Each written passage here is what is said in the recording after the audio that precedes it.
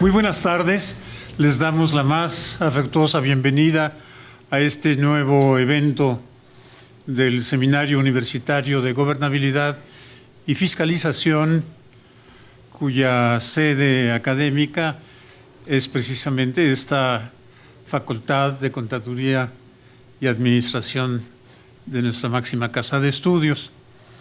Vamos a tener el privilegio de escuchar esta conferencia por parte del doctor Alejandro Romero Gudiño sobre tema de gran interés y actualidad para todos nosotros en la línea gubernamental del combate a la corrupción, pero quiero presentarles primeramente al doctor Alfredo Adam, que preside la sesión. Él es el coordinador del seminario. No necesita más presentación ante ustedes, pero destaco su larguísima historia de servicios a nuestra universidad. Fue director de esta facultad, posteriormente miembro de la Junta de Gobierno que presidió. Fue asimismo miembro del patronato universitario, del cual fue presidente en su respectivo lapso. Es maestro emérito de nuestra universidad. Y en su dedicación al servicio académico y docente de tan vasta contribución, pues debemos además destacar su gran participación como contador público dedicado al ejercicio de su profesión. Fue contralor interno en la Secretaría de Salud, antes en la Secretaría de Agricultura y Recursos Hidráulicos. Se desempeñó asimismo en la empresa privada, fue vicepresidente general de la empresa Bacardí, que creo que no necesito explicarles a ustedes a qué se dedica. Adicionalmente, y hasta la fecha, reúne tiempos suficientes para presidir y promover desde los más altos cargos consejos y patronatos de instituciones dedicadas a los servicios sociales, como el Nacional Monte de Piedad, como el Instituto Nacional de Cardiología y otros más. De manera que pues recibimos al doctor Adam y al doctor Romero, a quien posteriormente tendré el gusto de presentar ante ustedes, con un muy afectuoso y caluroso aplauso.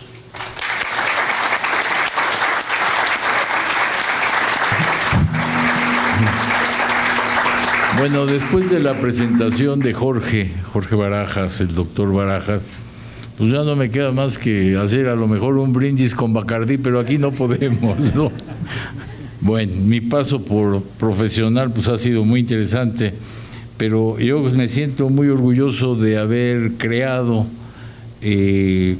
este foro, este medio donde tenemos la oportunidad de invitar a expositores, autores de libros, gente que está metida y que ha dejado parte de su vida en beneficio de nuestro país en alguna forma, y creo yo que nos sentimos muy orgullosos de lo que hemos logrado. Voy a ser muy breve, hacer una presentación de lo que es el seminario. El seminario, desde su creación en septiembre de 2014, hace escasos 3 años y fracción, el Seminario Universitario de Fiscalización ha organizado 22 conferencias y mesas de discusión para promover en nuestras comunidades académicas el conocimiento, el debate y la aplicación de los 2 grandes temas de nuestra especialidad, la gobernabilidad y la fiscalización, y su relación con otros muchos conceptos relacionados e influidos por ellos. Hemos discutido sobre el Sistema Nacional Anticorrupción, el Tratado de Libre Comercio de América del Norte, la reforma laboral en proceso, el impacto de diversos eventos internacionales en la economía mexicana, la fiscalización de los partidos políticos y los candidatos independientes, ética pública, derechos humanos, seguridad y justicia penal, auditoría forense, fiscalización de recursos para la reconstrucción por los sismos, empresas familiares en tiempo de crisis, administración de recursos humanos, control interno, rendición de cuentas y gobernanza democrática. Le hemos dado un lugar a esta facultad y hemos podido traer a grandes expositores. Y quiero comentar esto, además de las actividades antes mencionadas que han realizado en nuestra universidad, el seminario fue invitado por el Senado de la República a organizar un ciclo de conferencias dentro de su programa para el fortalecimiento de la cultura ética, y ofrecimos un ciclo de 5 ponencias magistrales impartidas por miembros de nuestra Academia Universitaria de Fiscalización, cuyo contenido se publicó en el libro Cultura de Integridad Pública y Combate a la Corrupción, coeditado por el Senado y la UNAM, presentado recientemente en la Sala Xicotencas, antigua sede de la Cámara de Diputados. Nuestra actividad ha trascendido de verdad y fuimos invitados por la Cámara de Senadores y se llevó esto a este ámbito tan importante que va de salida esta, pero el Senado se queda. Y el Senado fue donde se llevó a cabo esto y se predicó un libro. Por cierto, estos libros pueden ser consultados en la página de la facultad, en la página del SUC, y ya tenemos una cantidad interesante de libros. La serie de cuadernos de gobernabilidad y fiscalización que fundamos para extender los trabajos de investigación y consulta sobre todos estos temas consta de 20 cuadernos publicados hasta la fecha, más otro que está en prensa, los cuales distribuimos gratuitamente entre más de 1000 destinatarios de los sectores académico, gubernamental, empresarial, privado, gremial, de diversas disciplinas profesionales. Con los textos de los 10 primeros cuadernos publicamos en el fondo editorial de la facultad el libro Gobernabilidad, Fiscalización, Reflexiones críticas sobre sus bases conceptuales, retos y perspectivas. Y en fecha próxima haremos lo mismo con los 11 siguientes, cuyo título sería Respeto y protección de los derechos fundamentales y fiscalización de su cumplimiento. Les quiero comentar que hay quienes nos dicen que somos unos ilusos, pero si no se dice esto en la universidad, ¿en dónde se va a decir? Aquí tenemos una absoluta libertad de cátedra y tenemos una absoluta, y somos laicos y no tenemos ningún compromiso más que con México. Y aquí es donde se dicen estas cosas. Nos da mucho gusto recibir esta tarde al doctor Alejandro Romero Gudiño para continuar con nuestro programa de impulso y desarrollo de la investigación del Seminario de Gobernabilidad y Fiscalización, quien además de su disertación magistral basada en el libro de su autoría, nos obsequia en este acto un ejemplar en versión digital. Los que se aguanten se van a llevar un libro en versión digital. O sea que más vale que se queden sentaditos. Le pido a Jorge Barajas, secretario técnico del seminario, se sirva a ofrecernos una breve semblanza, porque ya hemos hablado mucho y venimos a oír al doctor de nuestro distinguido conferenciante. Muchas gracias y ojalá que sea para bien de esta universidad y seguiremos dándole y temas nuevos para poder seguir produciendo algo en beneficio de ustedes, de la universidad y obviamente de México. Muchas gracias. Gracias. Vamos a ver. Don Alejandro Romero Gudiño es licenciado en Derecho y especialista en Derecho Constitucional y Administrativo por la Universidad Nacional Autónoma de México. Bienvenido a tu casa, don Alejandro. Además, es doctor en Derecho por la Universidad Panamericana en el Campus de México y en esos estudios de posgrado obtuvo la distinción Summa Cum Laude, que es el máximo distintivo académico cuando se accede al grado de doctor por la Universidad Panamericana y además siendo un reconocido jurisconsulto, especialista, como ya lo he mencionado, en Derecho Constitucional y Administrativo, dada su responsabilidad de participar en las actividades de fiscalización en la Cámara de Diputados, como lo digo enseguida, tuvo la responsabilidad profesional de acudir al Instituto Mexicano de Contadores Públicos para obtener el certificado profesional en Contaduría y Auditoría Gubernamental. Efectivamente, el licenciado Romero Gudiño se desempeña actualmente como titular de la Unidad de Evaluación y Control de la Comisión de Vigilancia de la Auditoría Superior de la Federación, ese es el nombre de la comisión, de la Cámara de Diputados al Congreso de la Unión. El licenciado Romero es además miembro del Sistema Nacional de Investigadores y profesor, activo docente en las unidades de posgrado de la Universidad de Anáhuac, de la Universidad Panamericana, y en ambas casas de estudio pertenece también a los claustros doctorales. Una prestigiada institución académica y de investigación de nuestro país es el Instituto Nacional de Administración Pública, que otorga periódicamente el premio INAP, de cuyo jurado correspondiente forma parte también el doctor Romero. Es autor, además del libro que ahora nos comenta y nos presenta, de Innovación Judicial, publicado por la editorial Porrúa y la Universidad Panamericana.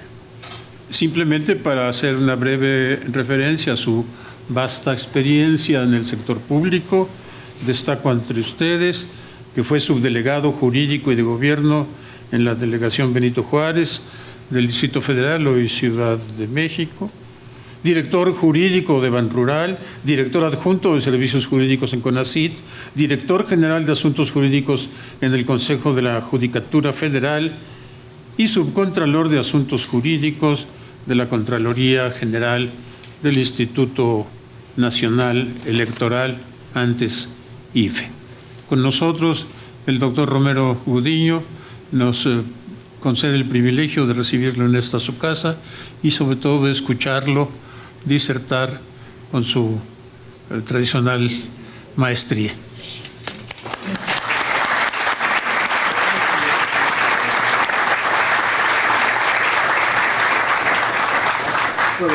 Por favor.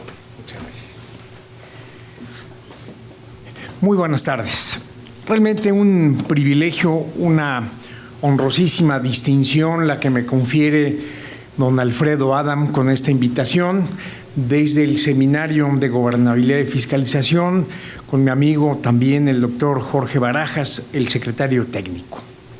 Antes de iniciar, quisiera yo comentar la virtuosa coincidencia que la vida me ha unido con don Alfredo y con el doctor Barajas. Sucede que la ley de fiscalización mandata, no solamente esta, sino la versión previa de la ley, mandata que se cuenten con indicadores de desempeño para la entidad de fiscalización y también para el impacto de la acción fiscalizadora. Una tarea inédita que en el mundo no hay referente más, y yo digo mejor, que el que este país ha propiciado. Y buscando encontrar mentes lúcidas y talentos que me pudieran apoyar en esta tarea desde mi responsabilidad en la Cámara, la vida me condujo con el doctor Adam y en esa conducción me presentó en ese momento a dos de sus tesistas, al doctor Barajas y al doctor Figueroa. Ambos traían este tema, si no mal recuerdo, don Alfredo, hacia la evaluación del desempeño y también de la fiscalización. Bueno, gracias a las aportaciones del doctor Adam y de los ahora doctores Barajas y Roberto Figueroa, fue como pudimos empezar a encontrar cómo construir estos indicadores.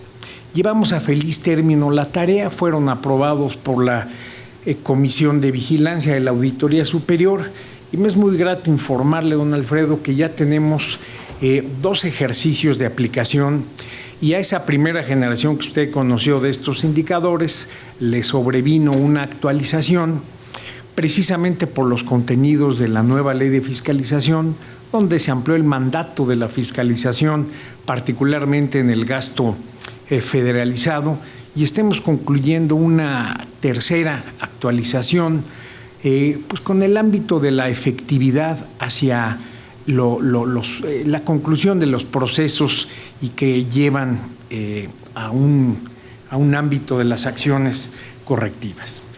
Hago esta introducción porque me siento nuevamente, como decía, muy honrado de estar en este seminario y de poder compartir con ustedes esta muy grata circunstancia con don Alfredo y su equipo, y que ahora me permite presentarme ante ustedes para hablarles de este libro y en su conjunto, si me lo permiten, del Sistema Nacional Anticorrupción. Dejen ver si no cometo una... Bueno, antecedentes de la rendición de cuentas. Miren, a 3 años de que este país empezara a forjarse como nación, 1824, se crea la Contaduría Mayor de Hacienda. Y en 1836 nace la Comisión Inspectora, precisamente que es el antecedente de la Comisión de Vigilancia. Con ello, se forma en este país la mancuerna indisoluble del control parlamentario, que no es otra cosa, si me lo permiten ya una primera reflexión, que es la rendición de cuentas en sede legislativa, tanto del ejercicio de los recursos públicos, su destino y su impacto. A modo de referencia, es en 1862 cuando en el Parlamento británico se crea el Public Account Committee, que es el similar a esta comisión inspectora. Con este antecedente quiero dejar muy claro, la nación mexicana desde que es nación ha tenido en todos y cada uno de sus textos constitucionales, en su mandato político, como una decisión política fundamental, la rendición de cuentas. Y efectivamente, si esta es una premisa de la que debemos partir, es ahora que quisiera yo compartir con ustedes que si bien el constituyente permanente le ha llamado al Sistema Nacional Anticorrupción, yo prefiero la denominación de combate a la corrupción, porque anticorrupción supondría un conjunto, una nación, una sociedad corrupta, y no hay tal. Siempre ha habido esta rendición de cuentas y lo que hay es un combate a la corrupción. Esta es la primera idea. Hablando de rendición de cuentas o su anglicismo, accountability, un politólogo muy distinguido argentino, don Guillermo O'Donnell, nos habla de que hay 3 vertientes de la rendición de cuentas. La vertical, como ya lo vivimos ahora con este proceso electoral, donde efectivamente la crudeza y el caudal de los votos nos demuestran el poder ciudadano para juzgar no solamente el ejercicio de los recursos públicos, sino su impacto, sus objetivos. La horizontal, que podemos identificarla como la división de poderes, y la diagonal, que es esta que incide en ambas y que precisamente tiene que ver con el control horizontal respecto del poder legislativo sobre el ejecutivo. De otra cuenta, esta accountability diagonal es lo que hemos nosotros identificado como control parlamentario. Con este prolegómeno quisiera yo entrar al tema propiamente de corrupción. Estructuralmente en este país debemos explicar la corrupción por 3 factores. Los socioculturales, o una socialización de la conducta, los económicos, donde vamos a ir platicando de ellos, y prevalece este interés egoísta sobre el bien común, y los institucionales, que son los mecanismos que la contrarrestan. Ciertamente, con esta explicación muy genérica, quisiera yo entrar a lo que en un referente internacional ineludible como es la Organización para la Cooperación y Desarrollo Económico, en su infraestructura ética, comprende 3 tipos de instituciones que se abocan al combate y desde luego al entendimiento del fenómeno de la corrupción. Y las vertientes son prevención, investigación y sanción. Con ello quiero decir que efectivamente este sistema, el actual de anticorrupción, tiene estas 3 vertientes. Tenemos las instituciones de prevención, las de investigación y las de la sanción. También oportuno es señalar, como lo quisiera yo abundar láminas más adelante de esta conversación, porque al final me interesa mucho aprender de ustedes, es lo que la OCDE ha propalado en sus orígenes como concepto de corrupción.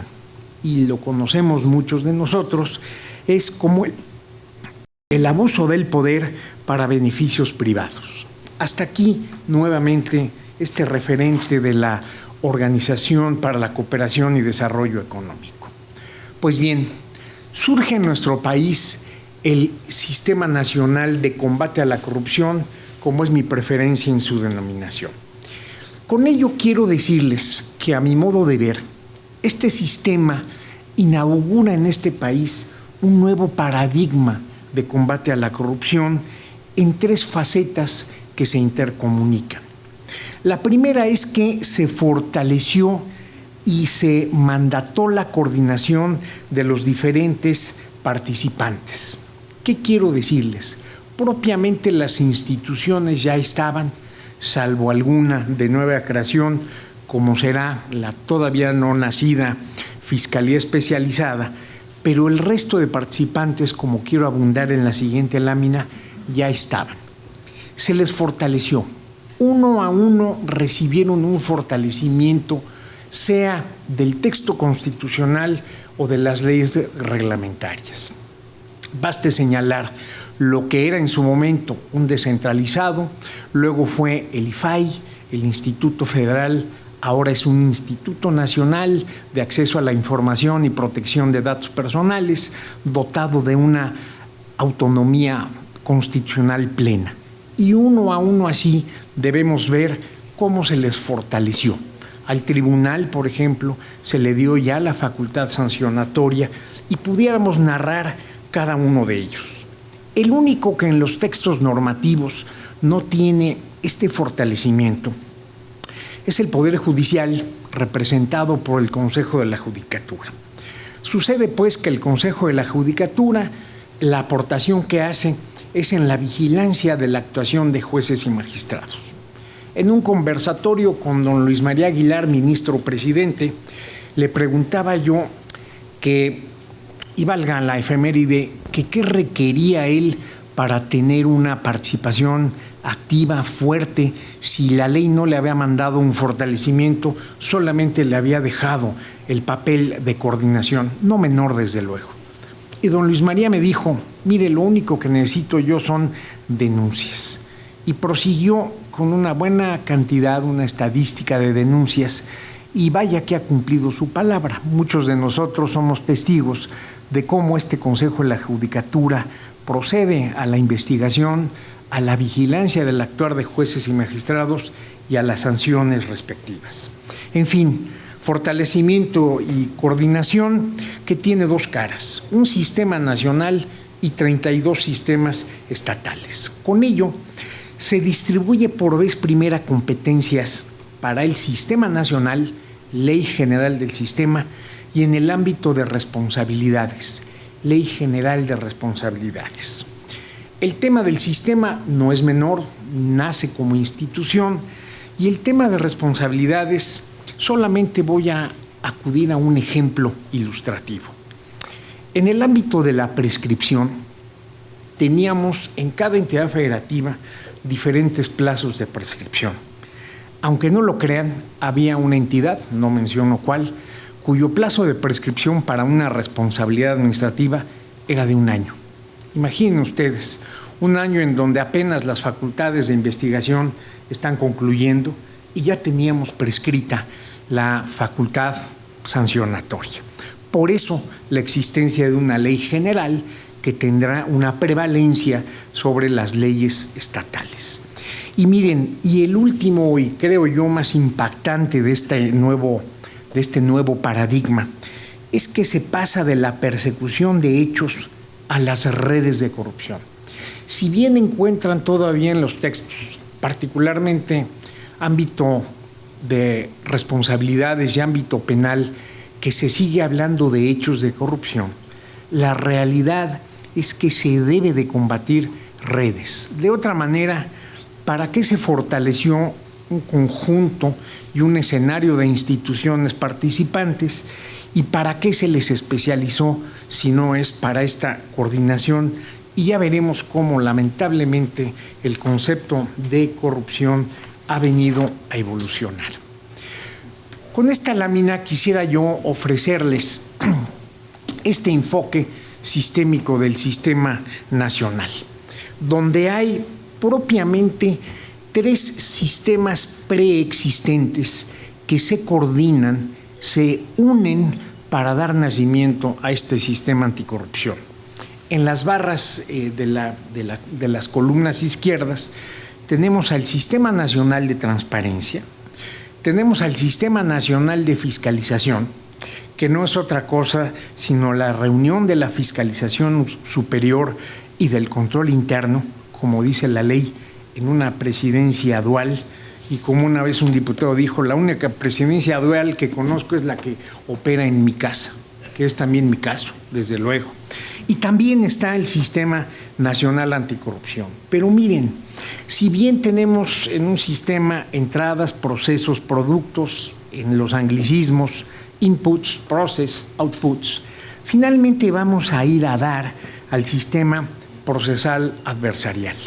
Hoy con vigencia, y escuché con gran agrado a don Alfredo que ya se invitó a charlar sobre este sistema en el ámbito penal, quiero decirles que quedó en el tintero un proyecto legislativo para dotar al Tribunal Federal de Justicia Administrativa de estas dotes procesales adversariales. Ojalá el ímpetu de una nueva legislatura con una composición muy sui generis y novedosa de los gobiernos parlamentarios al interior de Cámara desempolven esta iniciativa. Finalmente aquí tenemos a los 7 participantes que quisiera yo simplemente darles a conocer en su estructura jurídico-administrativa, en su organización administrativa, de qué estamos hablando. La Secretaría de la Función Pública representa al Poder Ejecutivo. La Auditoría Superior de la Federación, con todo su poderío y prestigio, al Legislativo, y cuenta con una autonomía constitucional acotada a los atributos de la técnica y de gestión. El INAI se estrena con una autonomía plena. El Consejo de la Judicatura de igualmente tiene relevancia constitucional, pero está adscrito, incluso la propia ley orgánica del Poder Judicial le confiere su adscripción al Poder Judicial Federal, este Consejo. La Fiscalía Especializada de Combate a la Corrupción, con autonomía técnica, y también en el conjunto de la Fiscalía General de la República, cuya historia seguramente conocen, y si es de su interés en las preguntas pudiéramos abundar sobre este tema. El Tribunal Federal de Justicia Administrativa, fíjense, además de obtener la sanción de las irregularidades administrativas graves, también se le dota de autonomía constitucional plena. Y miren, el gran invitado de honor en el sistema, el Comité de Participación Ciudadana. Esta participación que todos conocemos, que todos respetamos seguramente, que hemos privilegiado o participado desde nuestras camisetas ciudadanos, pero por primera vez en la historia constitucional y política de México se le otorga un estatus constitucional. Ya se le menciona en la Constitución y además se le confirió la no menor tarea de coordinar a este comité coordinador, de presidir anualmente, rotativamente, el Sistema Nacional Anticorrupción. De modo que es un invitado de honor y seguramente estos 5 notables tienen una tarea realmente muy importante. En síntesis, un poder, 2 instituciones con autonomía constitucional, 3 con autonomía acotada y el invitado de honor, como yo le llamo, con estatus constitucional. ¿A qué propósito traigo un poco todo este ámbito? Miren, el producto final, la ópera prima del sistema, es la emisión de recomendaciones. Como vamos a ver, desde luego también el diseño y la propuesta de políticas integrales. Pero finalmente, la parte que tiene una circunstancia de coacción es una recomendación. No podía ser de otra manera. Tenemos a poderes soberanos, tenemos a organismos con autonomía constitucional o acotada. Tendríamos que haber creado un suprapoder, diría yo, supraestatal, para que tuviera una coerción en cuanto a sus resoluciones. Pero eso no importa. El que se le haya dotado de la emisión de recomendaciones no es sino un reto a mi modo de ver. Pensemos en el prestigio que ha ganado la Comisión Nacional de los Derechos Humanos y ese mismo prestigio es el que debe ganar ahora el Sistema Nacional Anticorrupción. Un comentario simplemente también como efeméride. La primera propuesta que se presentó por un par de grupos parlamentarios, teniendo presidente electo hace 6 años, no contemplaba este sistema como tal. Lo que contemplaba era el modelo asimilado de Tribunal de Cuentas con una autonomía constitucional plena. Y bueno, eso daba un viraje a la historia del país. Si a 3 años de su nacimiento empezó el control parlamentario, empezó la fiscalización superior, era un viraje y finalmente lo que se hizo fue adoptar nuevamente este modelo de infraestructura ética, atender a nuestra historia, atender a la realidad ya existente con instituciones y se conservó. Se conservó el actual modelo. Lo único que yo echo de menos de esa primera propuesta es que contemplaba la existencia, fíjense ustedes, de un Consejo Nacional de la Ética Pública. Este consejo era presidido por el presidente de la República, participaban los 3 poderes de la Unión, participaban todos los gobernadores de las 32 entidades federativas y era un magnísimo consejo, muy del estilo del de la seguridad pública, pero para la ética pública. Eso sí, lo echo de menos, ya no hay mención a la ética y yo confío en que estas políticas integrales no se olviden de un componente indisoluble, como quiero yo poderlo dar a ustedes como evidencia empírica, que es la ética. Continuando con la corrupción. Miren, el concepto de corrupción ha cambiado, ha variado y ya no es esta clásica que conocimos de la OCDE que yo les comentaba. Ha variado y desde luego este fenómeno de corrupción no es privativo del país. Como un dato también a considerar, el Latinobarómetro tiene una clasificación de 3 sustantivos para la corrupción. El más alto, el de grave, lo comparte lamentablemente México con Brasil. En fin, no privativo. ¿Cómo quisiera yo reflexionar con ustedes en la corrupción? La primera, como un acto bilateral.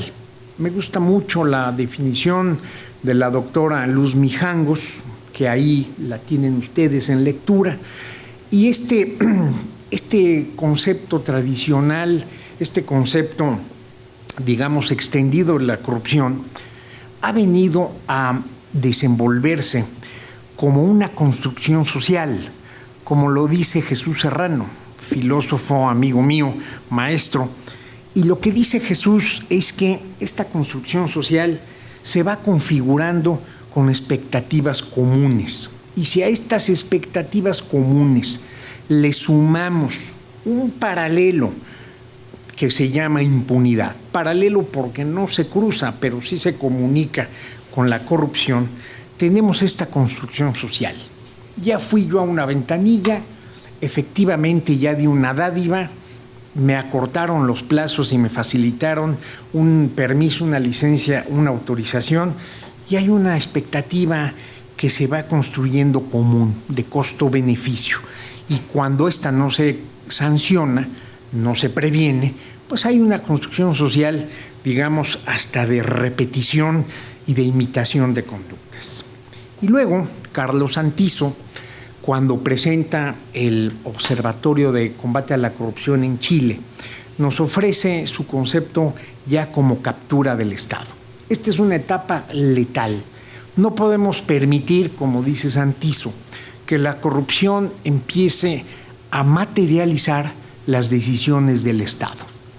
La evasión, la elusión fiscal, un 70% de adjudicaciones por la vía directa, en fin, una serie de mecanismos, desde luego tipos penales ya de corrupción, es a lo que Santiso le llama captura del Estado. Los agentes corruptores, estos que yo hablaba de los factores estructurales, van cooptando al Estado. Para procurar concluir este largo prolegómeno de la corrupción, ¿cómo se mide corrupción? A través de la percepción, tan legítima como cada uno de nosotros. Finalmente, nosotros somos receptores de esta corrupción y solo nosotros podemos decir cómo la medimos, cómo la sentimos, cómo es la percepción. Si ustedes se dan cuenta, los principales índices que existen de medición de la corrupción es a través de esta percepción, sea a población abierta o a población objetiva.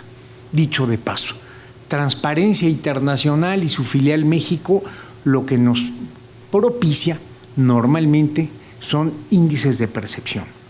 Otra manera de medir corrupción es mediante fiscalización y auditoría. Estos datos ya concretos, estos indicios que nosotros tenemos, fotografías que nos permiten reconstruir o construir una película de corrupción y que nos dan datos utilísimos. Vean ustedes, a un trabajo periodístico muy encomiable, si no hubiera tenido ese trabajo periodístico de la estafa maestra, los datos de la Auditoría Superior de la Federación, se hubiera quedado como un trabajo de corte amarillista. Sin embargo, el trabajo, que incluso fue premiado, fue laureado internacionalmente, pues tiene precisamente estos datos de fiscalización y auditoría. Y la tercera, y creo yo, donde debemos imprimir mayor esfuerzo, es en las capacidades institucionales de un país. Tenemos desde luego el esfuerzo que recientemente estuvo en México, Daniel Kaufman, de contar con un índice de gobernanza del Banco Mundial que nos ofrece algunos temas del Estado mexicano. Y es aquí, queridos colegas, en donde vengo a ofertar a ustedes algún hallazgo que se propició con este libro. Desde luego, no podemos dejar de utilizar los tres. Una combinación de los tres es óptima. Fiscalización siempre, percepción con toda legitimidad, pero no nos olvidemos de las capacidades institucionales. Y justamente con este libro del que empiezo ahora sí la narrativa del libro, no quiero decir que todo esto no venga, viene, pero ahora entramos ya un poquito a la médula del libro, que mi intención fue encontrar una evidencia empírica de este modelo de fiscalización, encontrar áreas de oportunidad. Desde luego, miren ustedes, mi formación profesional por mucho rebasada ante los hallazgos y el volumen de información que tuve, y acudí pues con un estadístico experto en el análisis multivariado, y que él, pero yo me hago cargo de su autoría, también de la técnica de regresión lineal, y enseguida veremos el volumen que se propició. Finalmente, ¿qué quiero decir? El modelo ya está. Lo que falta es una agenda, y esa será la siguiente parte después de hablar de estos hallazgos, de lo que quiero compartir con ustedes. Yo les decía que a 3 años de su existencia, yo creo que México nunca imaginó que iba a ser un primer referente mundial en lo que hoy conocemos como modelo Westminster, que así lo clasifica la OCDE. Y en este modelo Westminster es el que quiero yo indagar con ustedes para encontrar su mayor provecho. Justamente el que yo hable de fiscalización superior, desde luego nada tiene que ver con aspectos de nómina. Con lo que tiene que ver es con un modelo prevaleciente, con un modelo históricamente fuerte, y como un modelo que precisamente en la OCDE se le denomina Westminster control parlamentario. ¿Cuáles son los otros dos? Ya refería yo, el Tribunal de Cuentas, España, Francia, o una combinación de ambos, como lo fue el poco feliz acontecimiento de la Contaduría Mayor de Hacienda de la Ciudad de México, que tuvo un breve funcionamiento colegiado, y ese breve funcionamiento colegiado hizo regresar al modelo de control parlamentario en el ámbito local. Lo que nosotros hicimos fue tomar una muestra con los 201 países integrantes de la INTOSAI. La INTOSAI es la reunión internacional, el foro internacional al que concurren las entidades de fiscalización superior, y a esta muestra, a esta base de datos con los 201 países, se le construyó una amplia aplicación con 71 variables. Quiero decirles que haber encontrado a estos 201 países no fue sencillo. Las páginas de los países participantes y de la propia OCDE fue un elemento muy, muy insustituible, pero hubo algunos otros países pequeños que, más bien por referencia y particularmente las aportaciones y estudio de las universidades británicas, nos dieron esta oportunidad. De manera que lo que nosotros hicimos fue, a esta base de datos le construimos un indicador, se le aplicaron variables y llegamos precisamente al hallazgo, a la propuesta para mejor consideración de la academia de un par de índices. El índice de fiscalización y control parlamentario, que mide el grado de desarrollo y eficacia de las instituciones dedicadas, y las variables a las que se les aplicó para llegar a este índice fueron desarrollo humano e integral, gobernanza, situación y confianza y percepción. Y el otro índice es el de fortaleza institucional y confianza ciudadana, que mide el nivel de gobernanza relacionado con desarrollo humano, confianza y bienestar. Y las variables a las que acudimos fueron precisamente la independencia de los órganos de fiscalización, control y supervisión, y la auditoría y comunicación. Estos índices narrados en la obra exactamente me llevaron a 12 hallazgos, de los que yo quisiera destacar 5 de ellos por ser, a mi modo de ver, los más representativos. Miren, el primero es que de estos 201 países, casi el 60% rinden un informe al Parlamento. Esto es, la existencia de entidades de fiscalización superior está vinculado, como lo hizo México desde sus inicios, a una comisión legislativa, a un parlamento. Y efectivamente, este índice de fiscalización y control parlamentario muestra que este papel de comité de cuenta pública es tan importante como la entidad de fiscalización superior. O sea, no porque uno tenga en sus manos los aspectos técnicos, el otro que tiene en sus manos el control político es igualmente muy valioso. Con ello, precisamente, queremos confirmar la conveniencia de este modelo de fiscalización, no solo en México, por supuesto, sino en el mundo. Un segundo hallazgo es que aplicamos estos indicadores para medir la presencia del sistema mexicano. Y la calificación decimal fue satisfactoria. En el caso de fiscalización y control parlamentario, la calificación de México fue de 7.84, muy buena, o sea, seguimos a la vanguardia. No solamente tenemos una entidad de fiscalización con prestigio y con estándares a nivel mundial, propiciados por OCDE, por Banco Mundial, sino que también exactamente este modelo, entidad y comisión de vigilancia, tenemos una magnífica calificación de 7.84, donde tenemos que trabajar un poco más, aprobatoria al fin, es la de fortaleza institucional y confianza ciudadana. Si tenemos un 6.55, no nos implica más que poner precisamente como a continuación, trataré de narrarlo con ustedes, énfasis en algunos otros hallazgos muy importantes.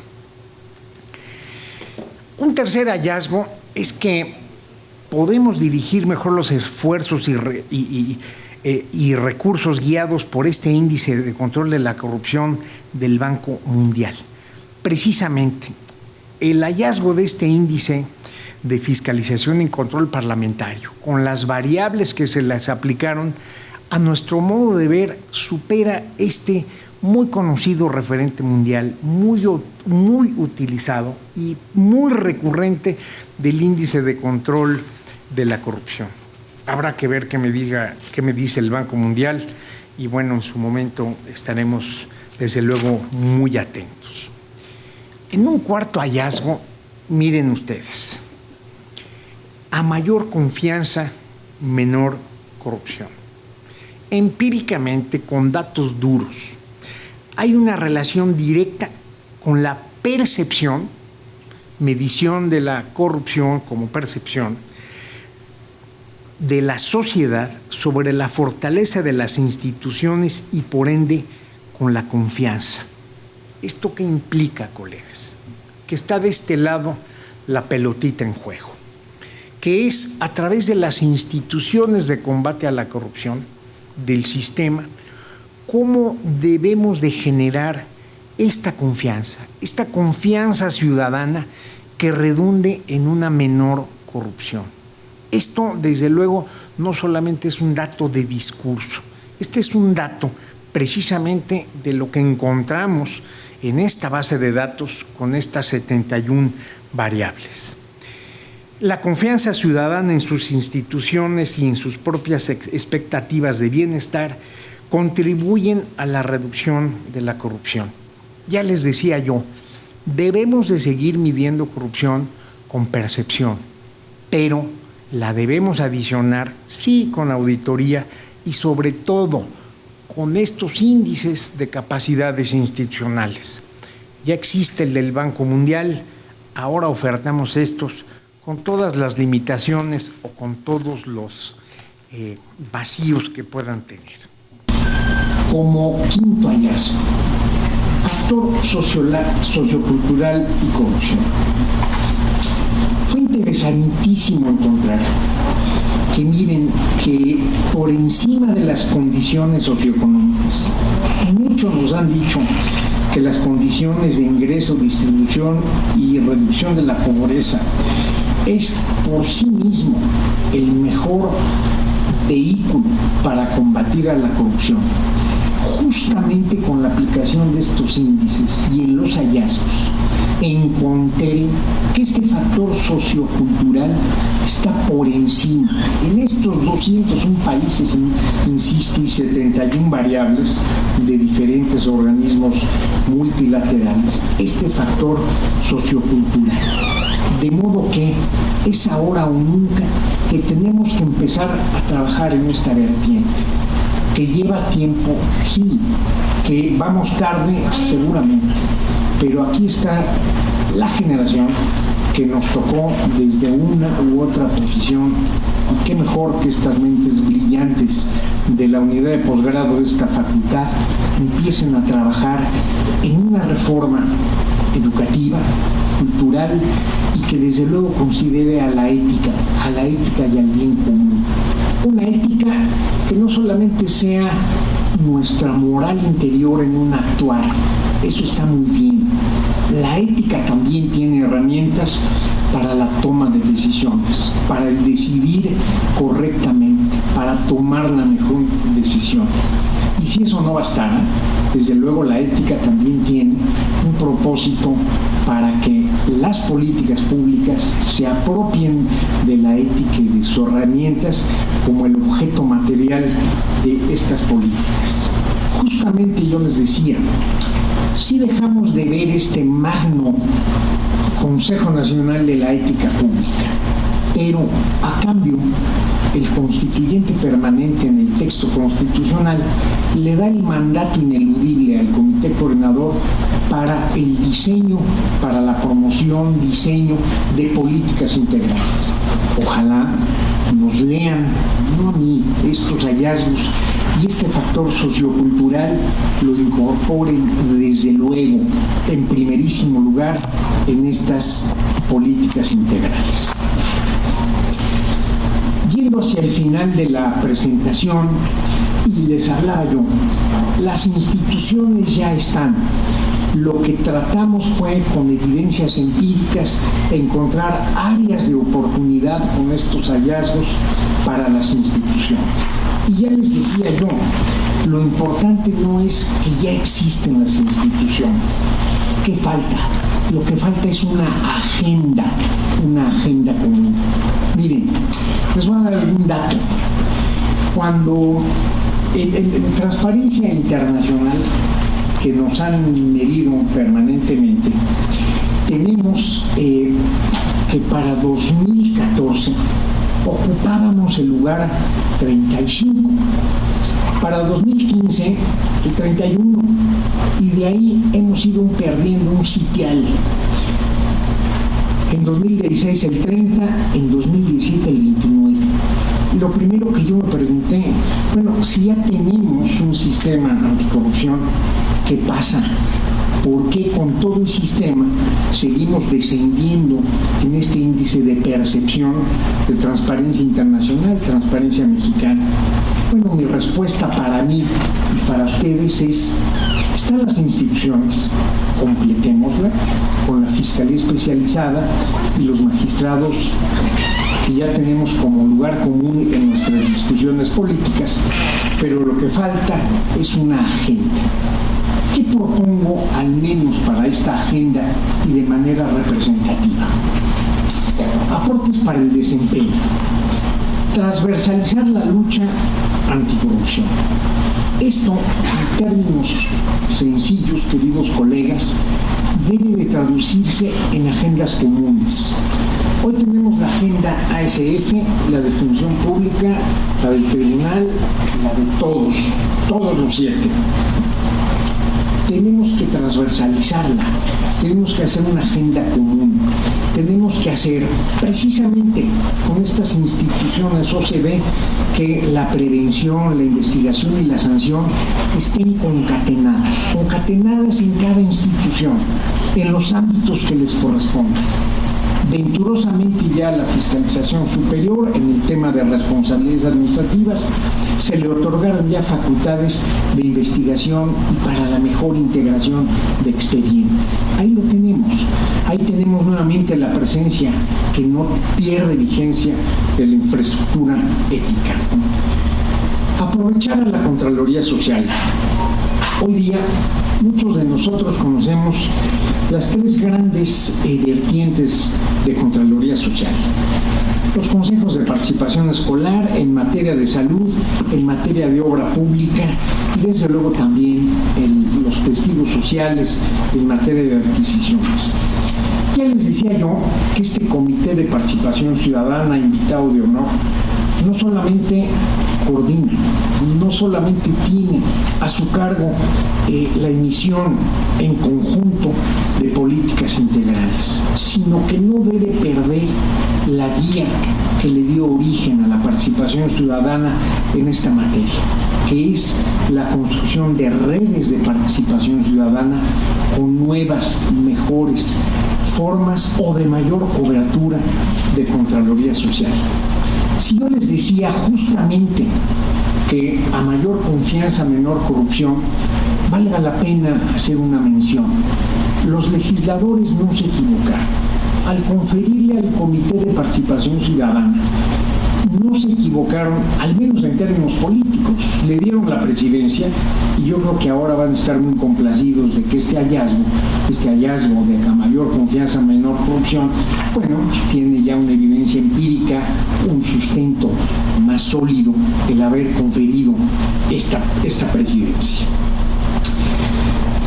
Gobierno electrónico no es otra cosa más que reducir este poder monopólico que propicia el poder extorsivo y desde luego, miren, avanzar todo lo que sea en medios de comunicación electrónica con la ciudadanía, evitar más que evitar, prevenir esa construcción social de la que yo les hablaba como una forma de entender la corrupción, tiene que ver con este gobierno electrónico. Independencia de órganos responsables. Aquí me van inmediatamente a pedir seguro que les diga ¿y cómo lograr esa independencia? A mi modo de ver, con dos atributos. Uno de ellos ineludible, inexorable: capacitación, actualización, formación de capital humano y, dicho de una manera más propia, gestión del conocimiento. Y la segunda, efectivamente, una independencia financiera. Bien se dice, el único autónomo que realmente la tiene es Banco de México. Los demás limitan su independencia financiera a presentarle a la Secretaría de Hacienda su propuesta de presupuesto de egresos. La Secretaría de Hacienda íntegramente la incorpora al proyecto de presupuesto de egresos y ya en Cámara de Diputados vienen las tijeras, que pueden ser de corta uñas o tijeras de cortapasto. Entonces, bueno, ahí es donde los temas políticos se hacen presentes. Miren, ¿qué propongo? Fíjense, para todos estos organismos participantes, incluida la ASF, la propuesta a mí me parecería sencilla. Hagamos un ponderado del ejercicio del gasto efectivamente ejercido de los 3 últimos años, como una pequeñísima muestra. Hagamos un ponderado y lleguemos precisamente a una propuesta. Y que esta sea el presupuesto base, el presupuesto cero, al cual lleguemos a la negociación con el órgano legislativo. Y que consideremos progresivamente, año con año, este ponderado de los 3 últimos ejercicios para que sea la base de la negociación y la propuesta presupuestaria. Y que los excedentes efectivamente los podamos negociar, pero no solamente porque tengamos la intención de mejorar los juzgados federales en Tlaxcala porque están muy feos, sino porque efectivamente le digamos al legislador: mira, yo requiero este dinero para ABC y ese dinero te lo voy a comprometer en un convenio de desempeño donde efectivamente propiciemos objetivos y metas de cumplimiento y de desempeño. Y verán ustedes si no modificamos la dinámica de nuestra actuación. En vez de andar cabildeando individual, colectivamente o en pandilla, hagamos esta propuesta. Tenemos una base jurídica, los convenios de desempeño de la Ley Federal de Presupuesto y Responsabilidad Hacendaria. Les voy a dar un ejemplo reciente. Auditoría Superior. Sí se le hizo un incremento importante en el ejercicio pasado, pero lo justificó plenamente. No solamente el gasto federal que había en aportaciones, sino en participaciones, en deuda, las llamadas autonomías en tiempo real, etc. Es una buena justificación y ante ello el cabildeo se dio por sí solo. Así, uno a uno, estos 7 actores, incluido el Comité de Participación Ciudadana, que luego nomás anda divulgando que no se le apoya, deberíamos llegar a esta parte de desempeño. Bueno, hasta aquí ya me alargué con algunas de las propuestas que desde luego pueden encontrar en el libro y sujetas a su crítica y a su mejor consideración. Propuestas para catapultar al sistema. Miren, una acción focalizada de procesos de alto valor y auditoría focalizada en procesos de riesgo. Bueno, ya sabemos que las adjudicaciones directas, dice el INCO en un estudio reciente, son el 70% de todo el proceso licitatorio. Bueno, es un proceso de riesgo. Vamos a hacer auditorías focalizadas. Si ya sabemos que es en desarrollo social, en seguridad pública, en adquisiciones, hagamos focalización de estas auditorías. Bien dice don David Colmenares, tiros más de precisión que el pichón. Vamos hacia la parte. Acción focalizada de procesos de alto valor. Ya sabemos qué procesos, ya sabemos precisamente dónde podemos agregar valor con estas mediciones de auditoría y de fiscalización. Vámonos a focalizar donde se genere el máximo impacto de la fiscalización a un menor costo. Hoy día, la Auditoría Superior, una vez más, ya saben, mi tema de fiscalización, tiene y trabaja por áreas de riesgo. Está muy bien, pero vayamos a procesos de riesgo. ¿Qué implica? Áreas de riesgo son factores cualitativos. Los procesos les tenemos que agregar necesariamente factores cuantitativos. Como ejemplo, y de control interno mejor ni hablemos, porque ahí tenemos que empezar con su vinculación inmediata con la gobernanza. Lazos de cooperación internacional. Hoy México participa en 3 convenciones internacionales. Muy bien, pero tenemos nuevas y prometedoras luces. Por vez primera tenemos un capítulo en el TLC, un capítulo con 11 postulados como compromiso marco en el Tratado de Libre Comercio. No hay sanciones, hay compromisos trilaterales y hay compromisos compartidos, ni más ni menos, y con qué vecinos, Estados Unidos y Canadá. Miren, la sola existencia, compromiso de cooperación internacional con estos 11 postulados, desde mi punto de vista y en este tema, vale la pena seguir negociando el TLC. ¿Qué dicen, por ejemplo, estos postulados? Y solamente me voy a referir a 3. Hablan de integridad. Con ello cierro y guárdenme espacio para que les hable yo de la cultura de la integridad. La denuncia. Tenemos mecanismos de denuncia y todavía tenemos un debate si debe ser con o sin estímulos. Veamos qué finalmente se propone en el TLC, si debe ser con o sin estímulos, pero sí con una cultura de denuncia. Publicidad, no solamente como transparencia, sino publicidad de resultados. Tenemos que avanzar. Otra luz importantísima en esta cooperación internacional. Recientemente en la Cumbre de las Américas se suscribieron 10 compromisos en esta cumbre.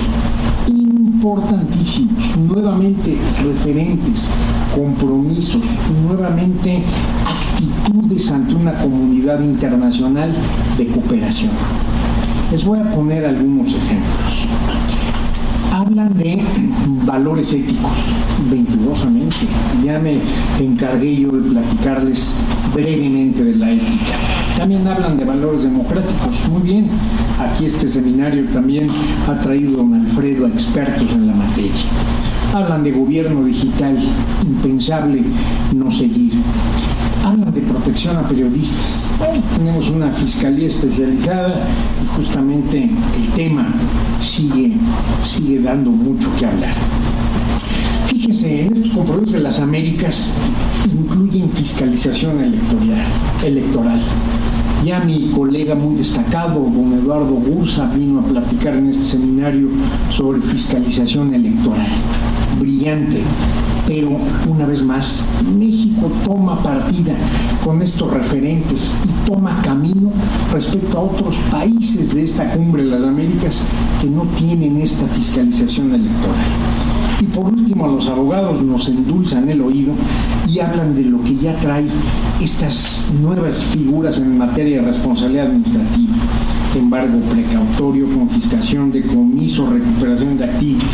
Esto sí, déjenmelo para si me invitan en mi facultad, ahí sí platicamos bastante de este asunto.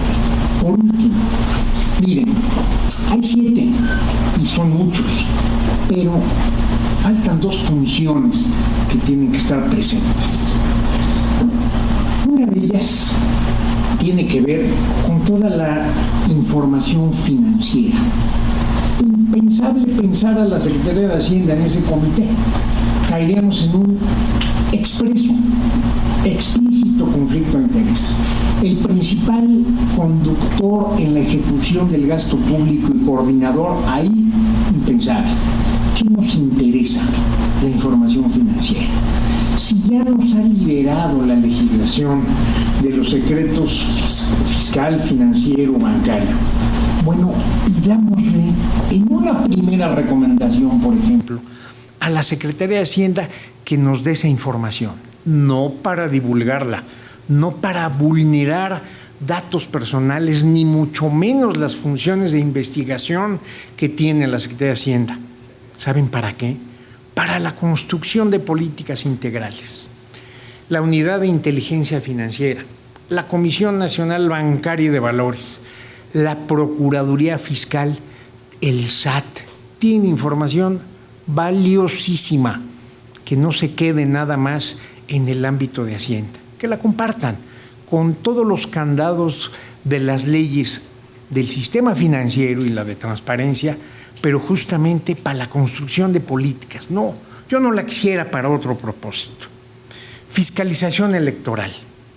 Bueno, el INE estaría encantado de venir acá, pero imagínense la agenda robusta de anticorrupción más la agenda electoral, no, bueno, pues una bomba molotov y no casera, de fabricación ya un poco más industrial.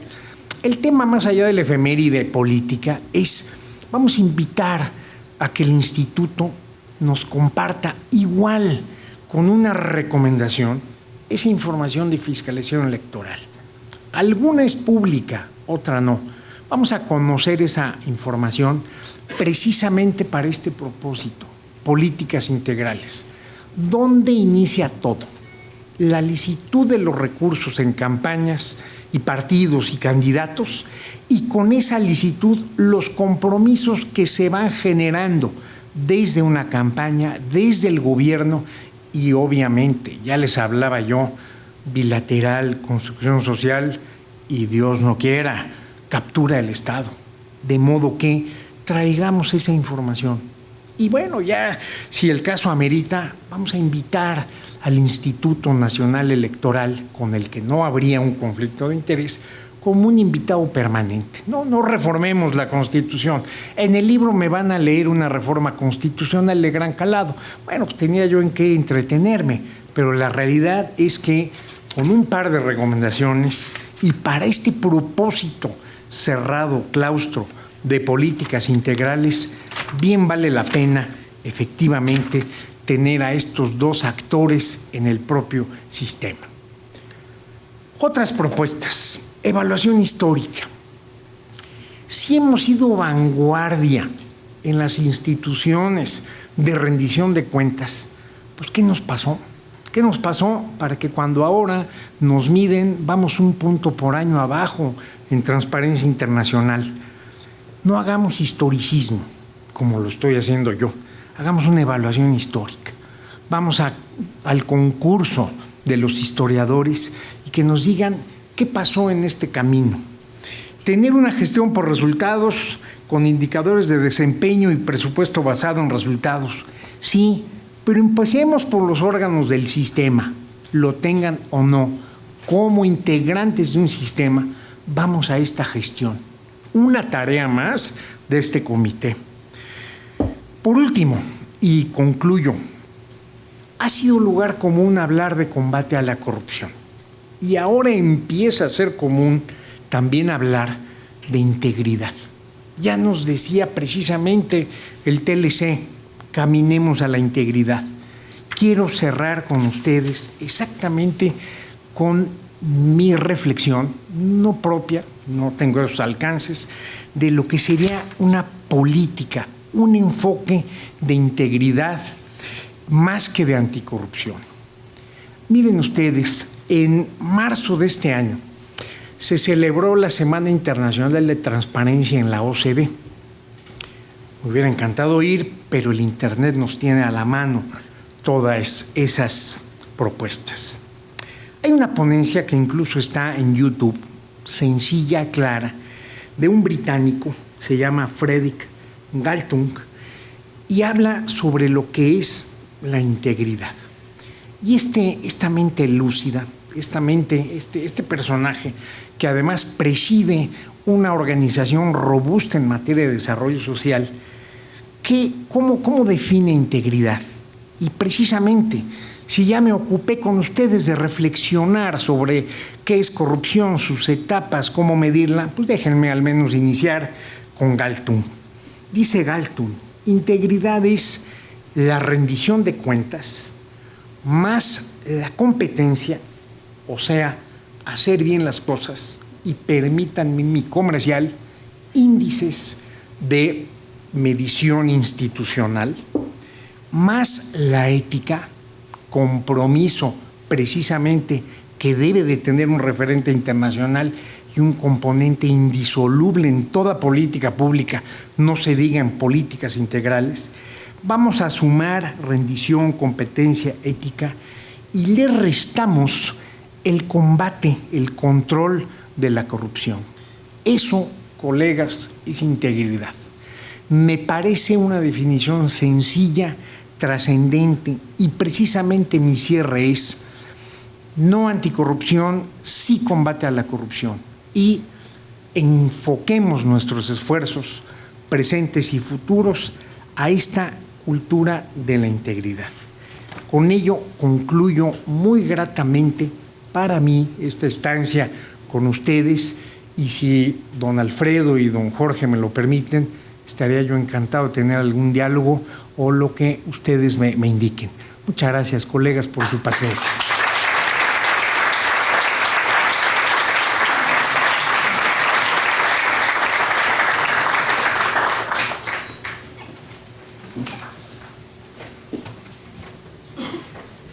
Muchísimas gracias, doctor Romero Gudiño, por su excelente exposición para todos nosotros, de gran ilustración,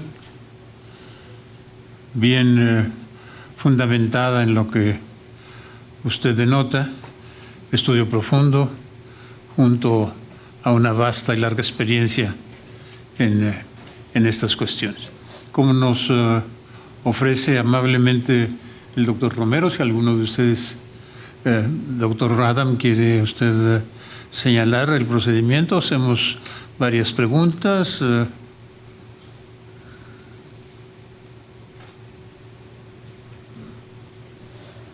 Si alguien quiere... ¿Tienes? Si alguien quiere hacer alguna pregunta, yo creo que han sido Una presentación excelente, Alejandro. Te agradecemos realmente la claridad de tus temas y yo creo que nada más también puede ser motivo para que despierte la inquietud de algunos jóvenes para ver estos temas tan de moda que es hablar de corrupción, pero la definición no lo dicen, la corrupción somos todos, etcétera, etcétera, y sin embargo, aquí ponerlo por escrito tiene un gran valor. Y yo sí considero que es un trabajo de avanzada y ojalá y que esto repercuta para el futuro de México, porque tenemos que ganar la confianza de todos, digo, como país, para que lo que tenemos se invierta y se invierta bien. Lo que no tenemos, pues no podemos disponer de ello, pero yo sí creo que tenemos una gran potencialidad, un gran futuro en ese sentido, porque lo que se haga es bueno. Y yo quisiera ver si alguien quiere hacer algún comentario con toda confianza y si no, pues como decía algún maestro mío, la exposición ha sido tan clara que todo el mundo la entendió, pero aquí su compañera sí nos va a hacer alguna. Nada más le pedimos que sean precisos en su comentario, en su solicitud, y no que sea una ponencia, ¿no?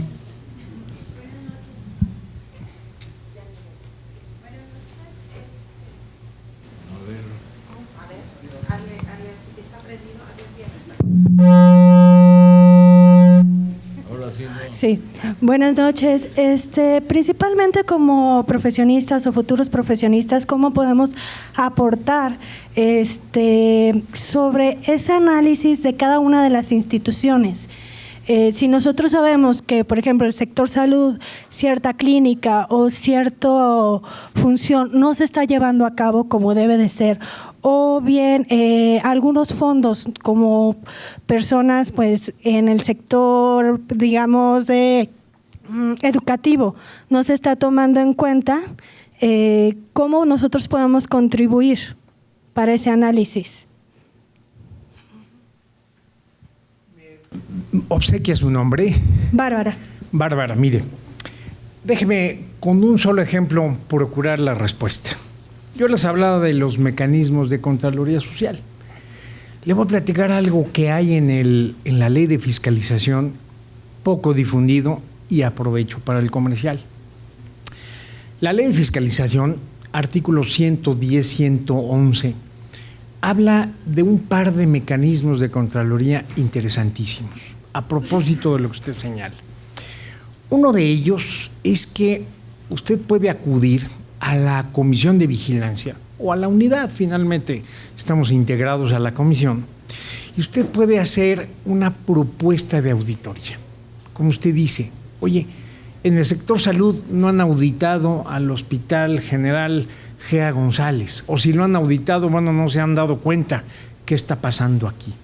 Ese es un primer mecanismo precisamente que, no obstante la autonomía técnica y de gestión de la auditoría, funciona y funciona muy bien.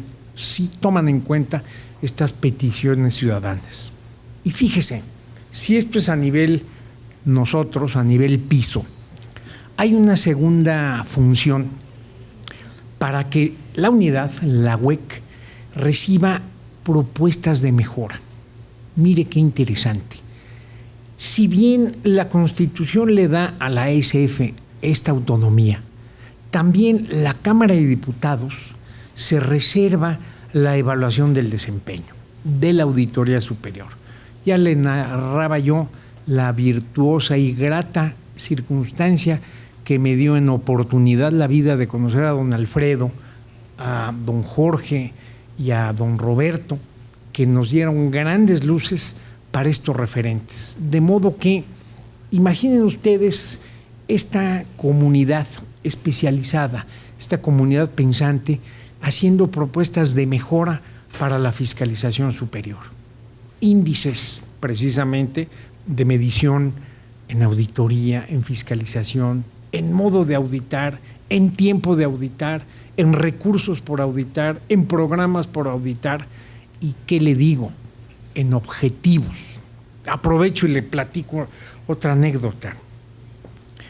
Mucho se pretendió agregarle al texto legal no solamente la evaluación de los objetivos de los programas gubernamentales, sino también de las metas.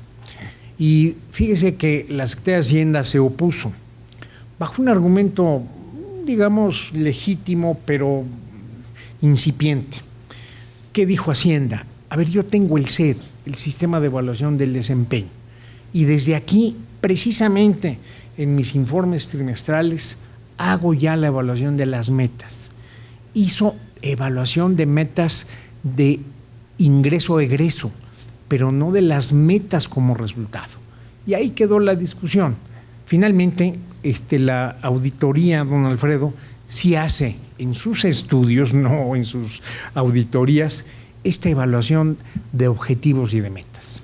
Regresando a su pregunta, mire, estas formas de Contraloría Social, estas formas de participación ciudadana, ayúdenos a pensar qué más podemos hacer, Bárbara.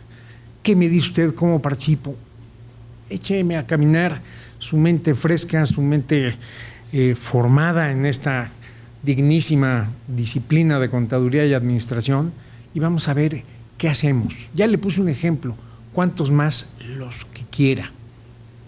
Hablaba precisamente también de esta cultura de denuncia. Denunciemos. Ya les hablaba yo del ministro presidente y bueno, sus estadísticas a mí me dejaron gratamente sorprendido. Yo no entiendo cómo, en vez de andar defendiendo, además de fallos judiciales, deberían propalar mucho más toda esta actividad de vigilancia que tiene. En fin, si no le respondí la pregunta, le dejé una invitación. Gracias, Bárbara. Sí, por favor, desde luego. Buenas tardes. Mi pregunta va enfocada a algo que habló muy cierto de la simplificación administrativa. Quisiera saber si está incluida en alguna ley o en algún decreto o dónde viene esa simplificación administrativa. Desde luego, si usted recuerda, no ha sido ajeno el gobierno federal a propósitos de simplificación y fíjese de desregulación. Usted ha oído hablar de la COFEMER, seguramente, este órgano desconcentrado de la Secretaría de Economía que tiene este propósito de simplificación. Y no solamente este propósito, miren ustedes, la Consejería Jurídica del Poder Ejecutivo tiene precisamente algo que le llama la evaluación del impacto normativo, la medición del impacto regulatorio, la mira. Antes de que una iniciativa de ley se convierta a iniciativa, tiene la obligación, este promotor de la iniciativa, no solamente es el poder de la firma, sino el promotor de la iniciativa, de obtener esta manifestación de impacto regulatorio precisamente de la COFEMER. Desde luego, sí existe. ¿Qué le quiero decir? Y valga el comentario. Hasta ahora, esta simplificación y esta desregulación ha tenido un propósito, digamos, de simplificación a la norma. Yo le agregaría no solamente simplificar, sino de cobertura. ¿Cuántas disposiciones tenemos que se van entrelazando, que se van comunicando o que se van propiciando círculos no virtuosos en perjuicio del ciudadano? Sí tenemos que hacer mucho más en simplificación y en desregulación, y no solamente en propósitos de manifestación de impacto, sino de cobertura. Me explico. Y le dejo igualmente, bueno, hago una reflexión con usted y para usted, y gracias, Pablo, por su pregunta. Pues realmente ha sido muy atractivo, ha sido espléndida la presentación y no queremos dejar pasar esto, sino agradecerle al doctor Alejandro Romero Gudiño la participación aquí en este seminario y entregarle un reconocimiento a su presentación. El reconocimiento dice: Universidad Nacional Autónoma de México, la Facultad de Contaduría y Administración otorga el presente reconocimiento al doctor Alejandro Romero Gudiño por su participación como ponente de la conferencia Control Parlamentario de la Fiscalización y Agenda para la Política del Combate a la Corrupción, en el marco del Seminario Universitario de Gobernabilidad y Fiscalización. Por mi raza hablará el espíritu, Ciudad Universitaria, agosto 2018, maestro Tomás Humberto Rubio Pérez, director de la facultad.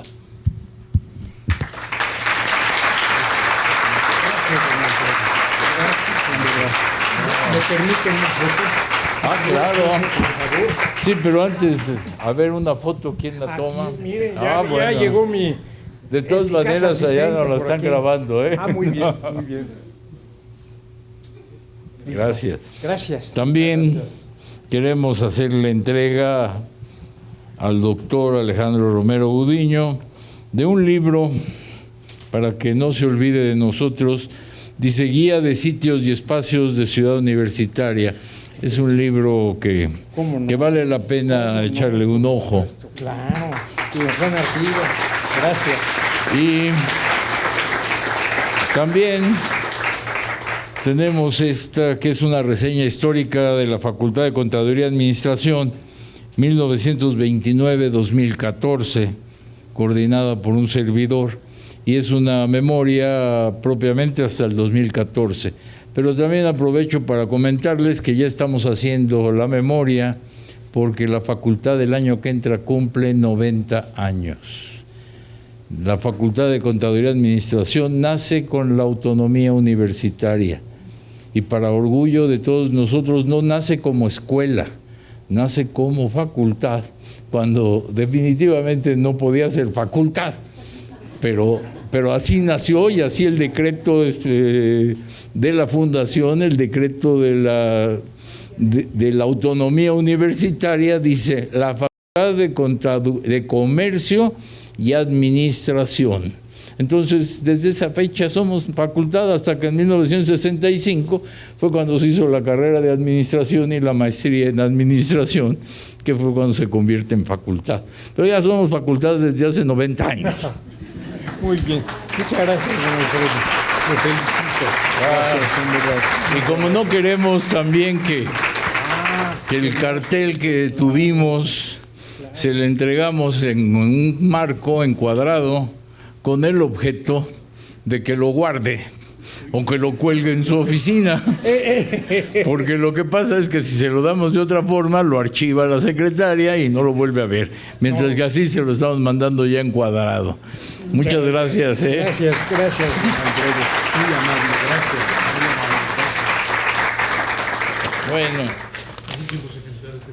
y para acabarla, Muy bien. si viene con alguien que lo acompañe, Claro, para que cargue por todo, eso le iba a decir. dice: le estamos entregando el libro de Cultura de Integridad Pública y Combate a la Corrupción, basada en las 5 conferencias que se dieron en el Senado de la República y que están publicadas entre el Senado y la facultad. Este seminario es algo inédito, de que lo hayan invitado a dar conferencias en el Senado y que esas conferencias que se hayan convertido en un libro. Entonces, por favor, Gracias, claro. y alguno de los libritos que estamos publicando, de cada plática sacamos un libro, y aquí viene el de licenciado Luis Raúl González Pérez, es el titular de Derechos Humanos, que vino a darnos una plática. Y sí, se lo estoy dando como comercial para que, si tienen interés, lo vean en la página del seminario. Corrupción, impunidad y derechos humanos. Seguridad, justicia y derechos humanos, indispensable trilogía, hecho por el maestro Sergio García Ramírez y Francisco Suárez Dávila, Mauricio Martínez y José Becil. Nos hicieron la reforma tributaria de los Estados Unidos, reacciones y posibles efectos en México. y la reforma constitucional en materia de justicia laboral que nos dio el ministro José Fernando Franco González, ministro de la Corte, hablándonos sobre reforma en justicia laboral. Muy bien. Muchas gracias, Alejandro. Gracias a ustedes, Alfredo. Sí. Gracias, en verdad. Después de eso te vamos a hacer un examen. Ahora sí me van a sentar de ese lado. Del otro lado, no. Eso, con mucho gusto. Gracias y gracias a todos ustedes por su asistencia. Gracias. Bueno.